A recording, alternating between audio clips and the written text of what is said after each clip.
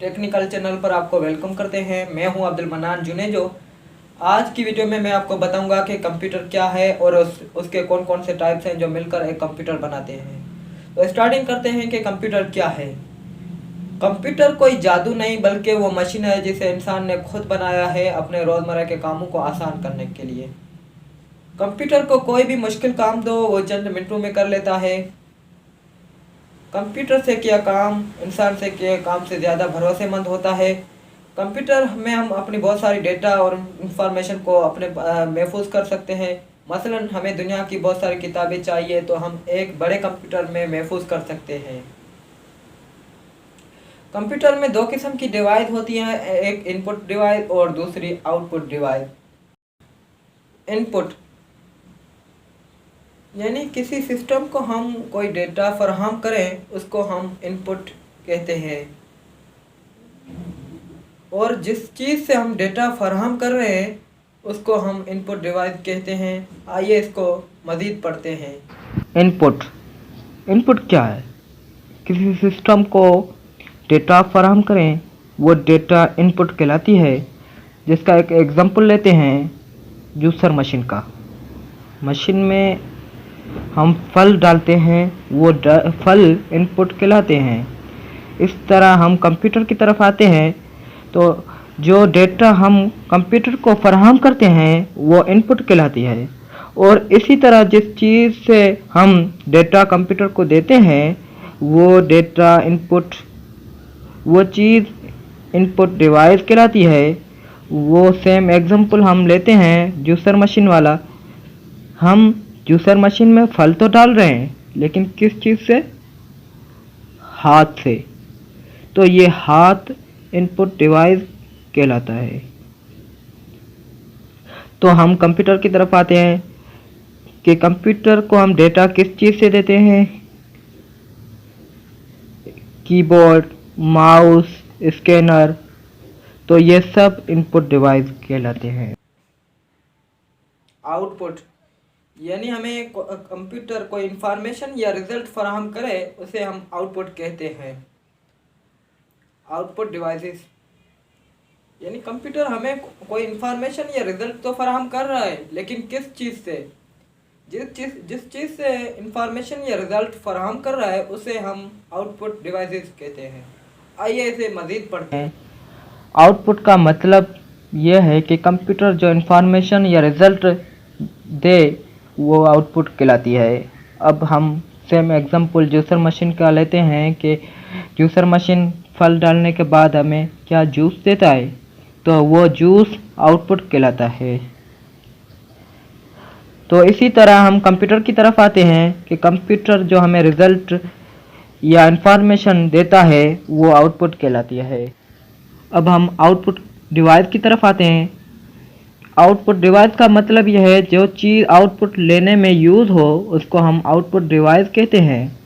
जैसे कि हम सेम एग्जांपल की तरफ आते हैं जूसर मशीन की तरफ, तो जूस तो आउटपुट है, उसको लेने के लिए क्या यूज़ करते हैं? गिलास। तो वो आउटपुट डिवाइस कहलाता है। इस तरह हम कंप्यूटर की तरफ आते हैं तो कंप्यूटर में जो आउटपुट मिलता है उसको लेने के लिए आउटपुट डिवाइस की ज़रूरत होती है। आम इस्तेमाल होने वाली कंप्यूटर आउटपुट डिवाइस में से स्पीकर, मॉनिटर, प्रिंटर, ये सब आउटपुट डिवाइस हैं। Parts of computer. अब हम मेन पार्ट्स की बात करेंगे जो मिलकर एक कंप्यूटर बनाते हैं। उनमें से आज हम कुछ पार्ट की बात करेंगे। तो आइए हम देखते हैं कि कौन कौन से पार्ट्स हैं जो मिलकर एक कंप्यूटर बनाते हैं।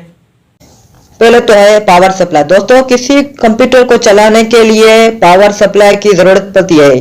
किसी भी लैपटॉप या कंप्यूटर को चलाने के लिए पावर सप्लाई लाजमी है। उसके बाद बात करेंगे मदरबोर्ड। आपको जो नजर आ रहा है ये मदरबोर्ड है। बेसिकली मदरबोर्ड एक सर्किट यूनिट होता है। उसके तहत जितनी भी डिवाइस होती हैं, जितने भी पार्ट्स होते हैं हमारे कंप्यूटर के, वो डायरेक्टली या इनडायरेक्टली किसी न किसी तरीके से कनेक्टली होते हैं मदरबोर्ड के साथ। मदरबोर्ड से कनेक्ट होने की वजह से तमाम कंप्यूटर के पार्ट एक दूसरे से कम्युनिकेट कर सकते हैं। मदरबोर्ड के बाद तीसरे नंबर पर अहम चीज है वो है CPU, जिसका फुल फॉर्म है सेंट्रल प्रोसेस यूनिट। आमतौर पर मदरबोर्ड के अंदर लगा होता है और फैन के नीचे लगा होता है। छोटी सी चिप होती है CPU। CPU के बाद अहम चीज है वो है रैम। रैम क्या है? रैम एक डेटा स्टोरेज है। रैम का क्या काम होता है?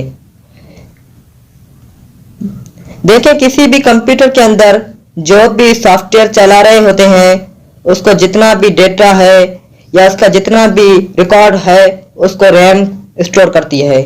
लेकिन जब आप सॉफ्टवेयर को बंद करते हैं या कंप्यूटर को शट डाउन करते हैं उसके बाद रैम के अंदर जितना भी डेटा होता है वो ज़ाया हो जाता है या ख़त्म हो जाता है।